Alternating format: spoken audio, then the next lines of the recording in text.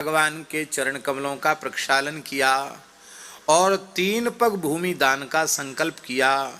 भगवान वामन विराट हो गए और भगवान का दाहिना चरण, वाम पादांगुष्ठ, दाहिना चरण तो खड़ा है, बायां चरण भगवान ने ऊपर उठाया और वाम पादांगुष्ठ ऐसा आगे बढ़ाया कि बलि का शासन तो केवल स्वर्ग तक ही था। भगवान का चरण स्वर्गलोक, महरलोक, जनलोक, तपलोक, सत्यलोक, सत्यलोक को भी लांघ करके भगवान का चरण पहुंच गया। और ये अंड कटाह जो ब्रह्मांड है, उस ब्रह्मांड में भगवान का वह बाएं चरण का अंगूठा घुस गया, छिद्र हो गया, फोड़ दिया ब्रह्मांड को भगवान के अंगूठे ने। ब्रह्मलोक के ऊपर गया, ऐसे फोड़ दिया। भगवान के अंगूठे में सुंदर केसर लगी हुई थी, तुलसी चंदन केसर से युक्त भगवान का चर्चित अंगुष्ठ था। उस अंगुष्ठ से जैसे ही ब्रह्मांड विवर में छिद्र हो गया, तो ब्रह्मांड विवर के बाहर स्थित जो ब्रह्मद्रव्य है, साक्षात ब्रह्म ही जल के रूप में है, उस जल में भगवान का अंगुष्ठ के स्पर्श से वह जलधारा वहां से प्रकट हो गई। उसी जलधारा को विष्णुपदी कहते हैं, भगवतपदी, विष्णुपदी गंगा, वही जलधारा है। ध्यान में आई बात, गंगा जी का जो जल आ रहा है ना, वो ब्रह्मांड के भीतर का जल नहीं है, ब्रह्मांड के बाहर का जल है, और वो साक्षात ब्रह्म ही है। इसलिए ब्रह्मद्रवेति विख्याता पापम में हर जाह्नवी, साक्षात पिघला हुआ ब्रह्म ही श्री गंगा जी है। बोलो गंगा मैया की।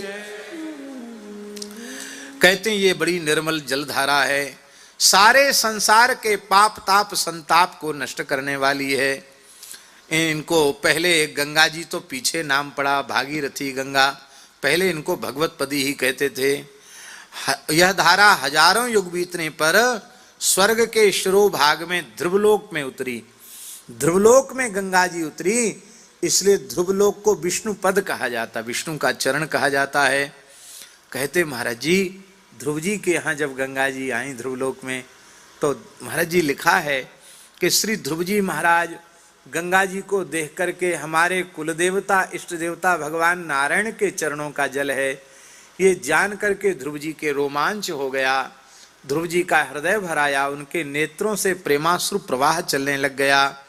लिखा है भगवत भक्ति योगेन दृढ़म क्लिद्यमानांतर हृदय उत्कंठ विभुषा मीलित लोचन युगल कुडमल विगलतामल बाष्प कलयाभिव्यंजमान रोम पुलक कुलको धुनापि परमादरेण सरसा विवर्ती। आज भी परम आदर पूर्वक श्री ध्रुव जी उस जल को अपने मस्तक पर धारण करते हैं। बोलो गंगा मैया की जय। ध्यान में आई बात, ध्रुव जी बता रहे हैं कि गंगा जी का दर्शन जैसे हम करते ऐसे गंगा जी का दर्शन करो। हम लोग गंगा यमुना का दर्शन तो करते हैं, लेकिन भाव से दर्शन नहीं करते हैं। ये साक्षात भगवान के चरणों का जल है। आहा, हम कितने भाग्यशाली हैं। आज गंगा जी क्या मिल गई, साक्षात भगवान मिल गए। आज यमुना जी क्या मिल गई, साक्षात श्री कृष्ण मिल गए। इस भाव से गंगा यमुना आदि नदियों का आदर करना चाहिए। सप्तर्षिगण वो भी तपलोक में निवास करते हैं।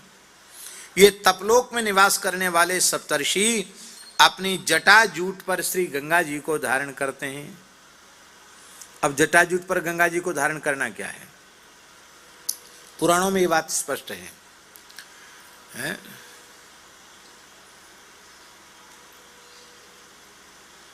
तीर्थ स्नान, गंगा स्नान, किसी पवित्र नदी में स्नान सिर डुबाकर करना चाहिए,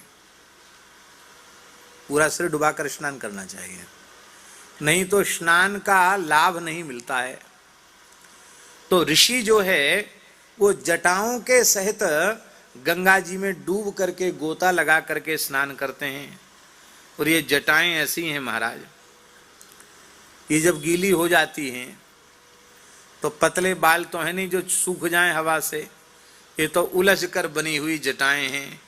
ये जब गीली हो जाती हैं तो वो गीली ही बनी रहती हैं। जटा क्लन्न, इसलिए क्लन्न जटा, क्लन्न माने गीली जटा। तो ऋषि सप्तर्षि रोज गंगा जी में गोता लगाते हैं, वहीं 3 बार गोता लगाना, त्रिकाल संध्या करना। तो उनकी जटा तो कभी सूखती ही नहीं है, गीली ही रहती है। इसलिए ऐसा लिखा है कि जटाओं में श्री गंगा जी को धारण करते हैं। सप्तर्षि गण अपनी जटाओं में गंगा जी को धारण करते हैं। इसलिए जटा वालों को गंगा यमुना स्नान का लाभ ज्यादा है, हैं? जितने दिन तक गंगा जी के जल का संस्कार रहेगा मस्तक पर, उतनी तब तक गंगा जी की कृपा है। यमुना जी का, नर्मदा जी का, सरयू जी का क्या कहना। जटा जूट पर धारण करते हैं कैसे? कहते सर्वात्मनि वासुदेवे नुपरत भक्ति योग लाभे नैवोपेक्षिता न्यार्थात्मगतयो मुक्ति मिवागता मुमुक्षव इव। जैसे आयु ही मुक्ति को मुमुक्षु अपने मस्तक पर धारण करते हैं, मानो गंगा जी साक्षात मुक्ति है, उसको अपनी जटा जूट पर धारण करते हैं। बोलो गंगा मैया की जय। हजारों तप्त कृच्छ प्राजापत्य चांद्रण आदि व्रतों का अनुष्ठान करने से भी वह अंतःकरण की शुद्धि नहीं होती है जो शुद्धि निरंतर गंगाजल पान से हो जाती है। गंगाजल की पीने की बड़ी भारी महिमा है, नित्य गंगाजल पान की। गंगा जल लव कणिका पीता, एक कण गंगाजल, गंगा जी की बहुत महिमा है।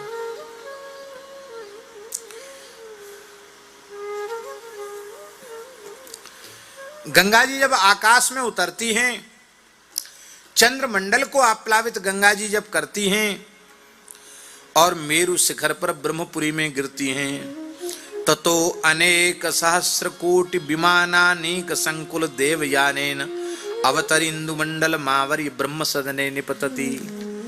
हजारों लाखों विमान देवताओं के गंगा जी की स्तुति करते हैं, गंगा जी में पुष्पांजलि अर्पित करते हैं।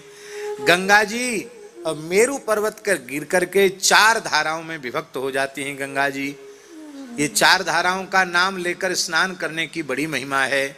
सीता, अलकनंदा, चक्षु और भद्रा, ये 4 धाराएं गंगा जी की हैं। ये चारों दिशाओं में अलग अलग बहती हैं और अंत में नदियों के अधीश्वर समुद्र में जाकर के मिल जाती हैं।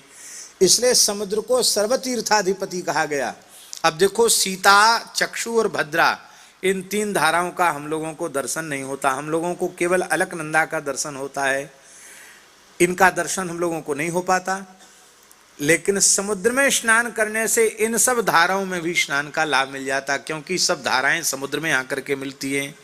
सीता ब्रह्मपुरी से चलकर केशराचलों के सर्वोच्च शिखर को सींचती हुई और गंधमादन शिखर पर गिरती है, और भद्रास्व वर्ष को आप्लावित करके पूर्व की ओर खारे समुद्र में मिल जाती है।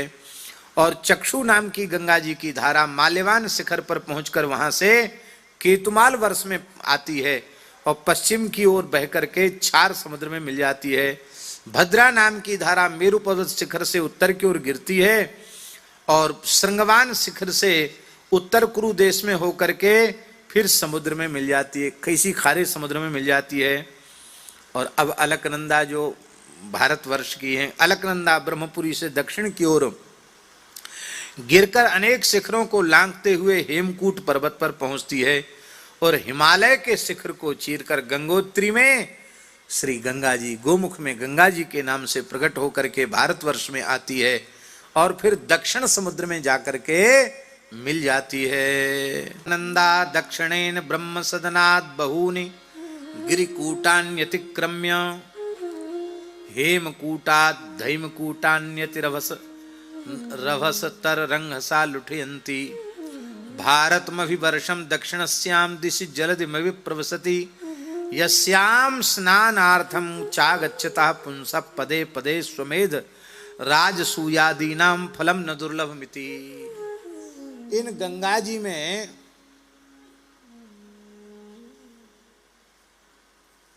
गोविंद, इन गंगा जी में स्नान करने की महिमा क्या है?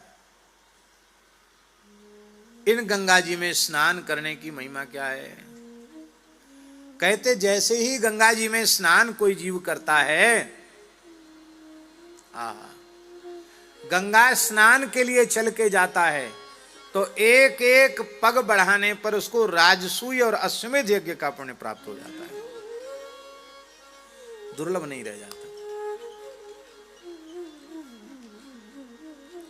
पर सुन लो, फल के नाम पर ज्यादा मूड में तो हिलाओ। हाँ, यदि जूता चप्पल पहन के पैदल चल के गंगा नहाने गए तो अर्धम हरति पादुका, आधा पुण्य जूता चप्पल पहनने से खत्म हो जाएगा। और वाहन में बैठ के गए तो उसका आधा फल उससे खत्म हो जाएगा। इसलिए स्नान करके पवित्र होके बिना पदत्राण के पैदल चल के जाने की महिमा है। इतना भी कम से कम न हो सके वर्तमान की परिस्थिति में, तो कम से कम जहां आप रुके हैं वहां से गंगा स्नान के लिए चलें तो जूता चप्पल पहन के न चलें। स्नान करके पवित्र होके 1-2 किलोमीटर चलना पड़े कोई बात नहीं, 1-2 किलोमीटर पैदल चल करके जाएं, उसकी विशेष महिमा है।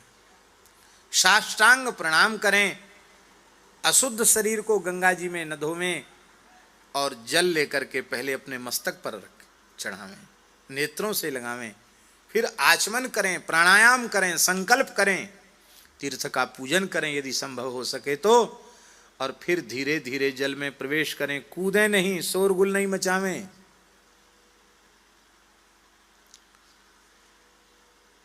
और फिर स्नान करके शरीर को न मलें, शरीर के वस्त्र उसमें न निचोड़ें, बाहर निकल करके वस्त्रों को निचोड़ें, और शरीर को पोंछते ही गंगा यमुना स्नान का पुण्य नष्ट हो जाता है। शरीर के जल को शरीर पर ही सूखने दें।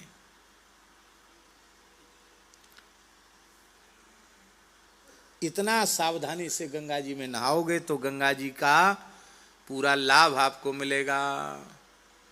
वहीं खखार थूक दिया, वहीं नाक छिनक दिया, वहीं प्रभाती कुल्ला कर दिया तो उल्टे पाप लगे। महाराज जी लिखा है, हम अपने मन से नहीं कहते हैं। पवित्र तीर्थ में, नदी में, जलाशय में, कुंड सरोवर में मल निर्मोचन करने वाले व्यक्ति को ब्रह्म हत्या का पाप लगता है। पुराणों में लिखा है, ब्रह्म हत्या का पाप लगता है। ऐसी पूज्या श्री गंगा जी हैं। नमामि गंगे तव पाद पंकजम सुरासुरैर वंदित दिव्य रूपम भुक्तिं च मुक्तिं च ददासि नित्यं भावानुसारेण सदा नरा।